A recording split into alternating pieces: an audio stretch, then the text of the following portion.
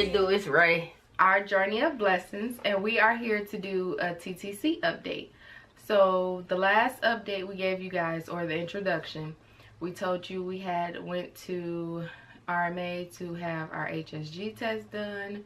We had talked to the finance specialist and everything like that. So if you missed that video and you want to get caught up, I'll link it down below. You just go click and you'll see everything that happened before this video. Okay, so April 20th, we went to go take the HSG test. Everything was great. Fallopian tubes looked good. Dye went straight through. We was good. So we went back to the doctor. I'm looking on my phone to have all the dates and everything recorded. Yes, she does. So May 13th, we went, which was a Friday. We went in for ultrasound and blood work. All of our appointments are like 6:30 in the morning every time we go. So just know that's when it is. So we went in for the blood work and ultrasound. She went back, got her blood work done, and then they called us back for the ultrasound. Now, the lining of her uterus was 8.7. So it was too thick for them to start her on the Clomid. She was only on cycle day 2. Yep. Cycle day 2 when we went, because she had started that Thursday. So we was on cycle day 2. Her lining of the uterus was 8.7. It was too thick. The right ovary had 9 follicles and the left ovary had 7. So basically they just told us that they'll call us in the afternoon to let us know. We pretty much knew we wasn't going to start Clomid then, right, because of the fact that it was too thick. So we waited for the call. So that afternoon I got a call from Nurse Angie, and she said that they didn't want to start the Clomid just yet. They wanted us to come back to the office that Monday for another ultrasound. But she also let us know that her hormone, her thyroid hormone, was elevated. So she was placed on medication for that. She was on the second lowest dose. Okay? So, being us, I'm like, okay. I didn't freak out at first, but I'm like, what does this mean? So I asked her, like, does this affect getting pregnant? She said, absolutely. That's why they wanted to start the medication immediately. So, we didn't start the medication until Sunday. Yeah. Went and picked it up and everything, but Ray, we kind of didn't want to start until we got clarification on exactly why we needed to take it and what the levels were elevated to and things like that. We just wanted a better understanding. So we started taking it on Sunday. That Monday the 16th, we went back. We went back and had another ultrasound. This time, just from Friday to Monday, guys, the ultrasound showed that the lining of the uterus was 3.3. She had 10 follicles on the right and 6 on the left. And the doctor told us to begin Clomid that night. So that's exactly what we did. We already had the Clomid, of course, because we picked it up when we went that Friday, but we couldn't start taking it. Right. So that's what happened with that. And she was told to continue prenatals and her thyroid medication. Everything was good. You know, we felt kind of comfortable with everything that they told us there. She was taking her medication. Everything was going good. So that brings us to the next factor. The last day she took the Clomid was Friday, May 20th. That was the last dose. So we were scheduled to go back for another ultrasound on Wednesday, May 25th. Now, just to let y'all know, if y'all don't know, Ray's 30th birthday was May 25th. So we went in that morning, 6:30 to get an ultrasound. Everything looked great. The Clomid had did what it was supposed to do. Dr. Wolf was, you know, like, yes, everything's good. So we had a mature follicle on the left side, which was measuring at 31, y'all. 31. So at that time, they told us that they would go ahead and get our specimen because we had got that shipped like on the 19th or something like that. Yeah, it was like 2 weeks, almost 2 weeks prior to us starting Clomid. So Yeah, we had got that shipped to RMA. So everything was already there. So they thawed our specimen and everything. And told us to come back in like an hour. 8 o'clock. So we went back. She got her trigger shot.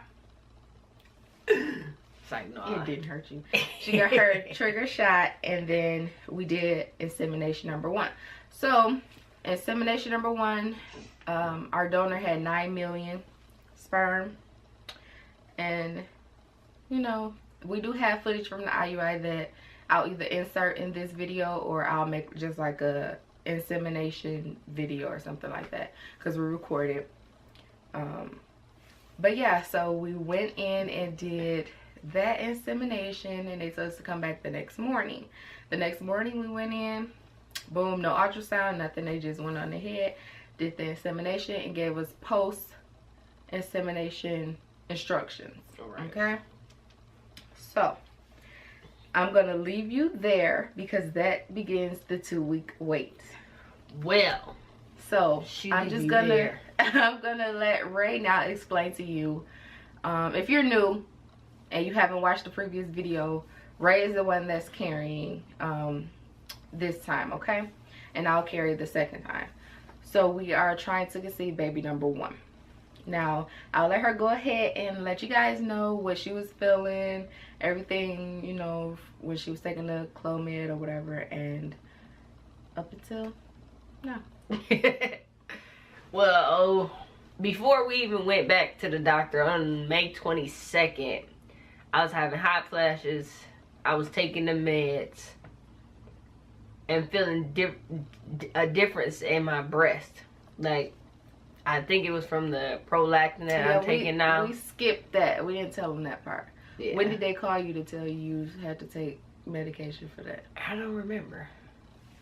But I think I have it. But go ahead while I look and see if I have it. yeah, I was starting to feel a difference in my breast. And then the following day, which was the 23rd, I was having lower back pain, hot flashes. I was eating more than usual. And I was having cramping on my right side strongly. So it was kind of awkward. I did call the nurse that night, well, that day, and asked, was it normal? Because, you know, I had basically just came off my period, even though I did have the trigger shot. I didn't know if that was normal or not. But when I talked to the nurse, she did say it was normal. And then on the 24th, you know, I was basically laid back. I was pretty calm. Like they say, most importantly, you know, be stress-free. Even though I was going to work, I didn't let it bother me, you know, stress me out or anything. That's because cool. She had a good job and she's not going to work. You mad or no? And then I was eating a lot of fruit. Even though I eat fruit, I'm eating it more than usual now. And it was May 19th when you started taking the medication for the prolactin. Okay. We'll have all the names of the medication down below. Yeah. And then I think that was it. Yeah. Well, we'll go to the end of May. May. Because then that's gonna get into the 2-week wait stuff, which we do in a separate video. Oh, okay then. Well, there y'all go. So yeah, so from the time we did the HSG up until May 26th, which was the last insemination day, she was placed on thyroid medication, Clomid, and her prenatal she's been taking like we told you guys before, and then she had a medication for the prolactin levels. So everything, you know, was good with that. So in the morning around between 5:30 and 6, she takes the thyroid medication. She drinks a sip of water, you know, with that. You can't eat 30 minutes after. And then around 5 p.m. or 6 p.m. she was taking the Clomid. Yep. And then around 11:45-ish she would take her prenatal and the medicine, the prolactin medicine.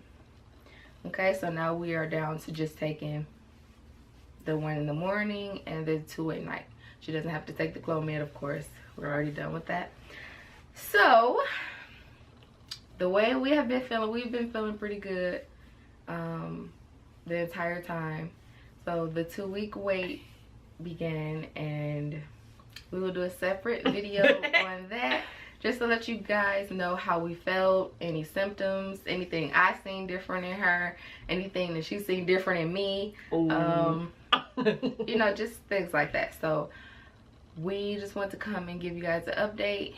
We have been waiting to do this update because we've been really busy, but we finally got it done. That's why we look like this and not like the first video, because we had to hurry up and get it done. And it's about the storm, so we didn't want, you know, that interfering.